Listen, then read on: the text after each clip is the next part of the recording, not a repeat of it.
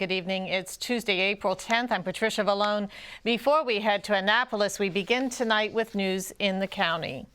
A 20-year-old man has been charged in connection with the accidental shooting that left a first grader dead.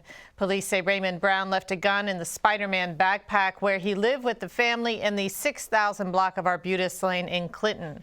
On Monday afternoon, a 6-year-old relative found the gun and accidentally shot himself. Councilman Mel Franklin urges the community to keep their family in their prayers. All you can do is extend your heart and your prayers to the family. Hope they can find some comfort in this time. It's extraordinary. I can't imagine what they're going through and whatnot. It really puts a spotlight on gun safety and things of that like that. But I think right now we should just focus on trying to console the family and console the mother and father who have to be devastated.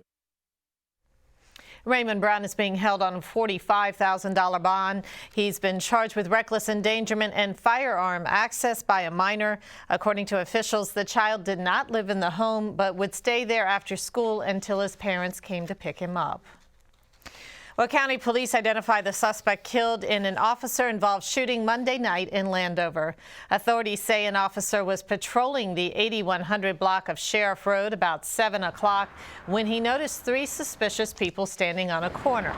When the policeman approached, the men ran. The officer caught up with one of the suspects, 26-year-old Michael Bailey Jr., and that's when authorities say a confrontation ensued. The officer deployed his taser, but it didn't take effect, meaning the suspect was able to remove the taser prongs and continued running. Our officer then pursued him, caught up with that suspect, and the two got into a struggle.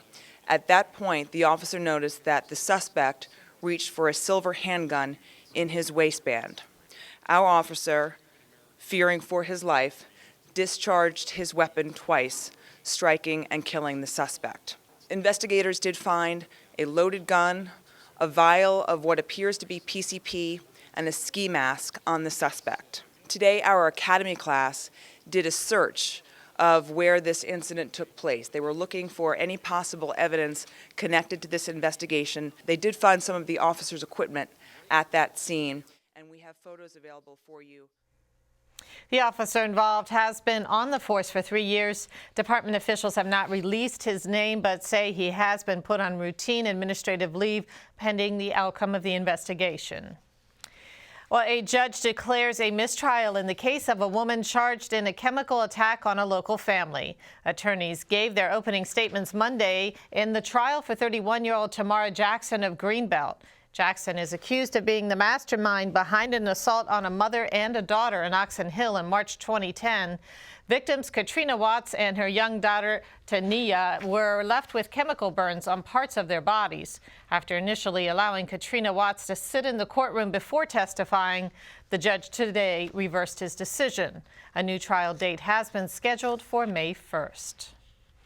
Well, the governor signs a slew of bills this morning after a late night in Annapolis, but the legislation did not include a package of tax increases on high-income earners or a measure to build a Vegas-style casino in Prince George's. The collapse of a compromise on key issues, including the budget, almost assures that lawmakers will be returning for a special session. But this morning, O'Malley remained mum on the issue and had some harsh words for legislative leaders. The legislature, despite the fact that we had the #1 public schools in America 4 years in a row, despite the fact that we were really alone among states in making college more affordable for more people, the legislature failed to enact an operating budget that was anything like the plan that either house came up with, and it was pretty far away from the plan that I submitted to the legislature, which is really a damn shame. And the reason we passed a doomsday budget was to give people a false heart, courage to pass taxes.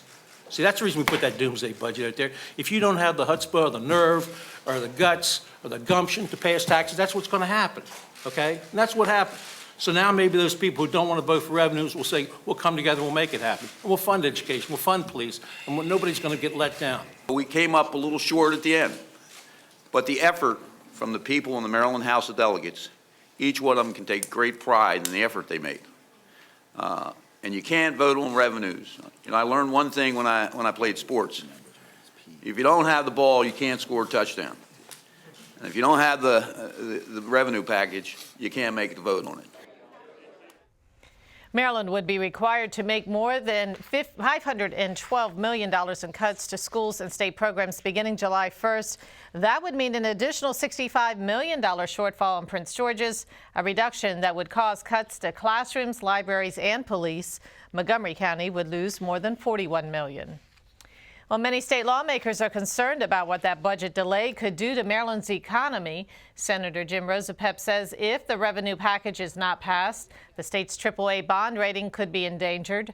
Rosapep also warns that college tuition could skyrocket and classroom teachers laid off.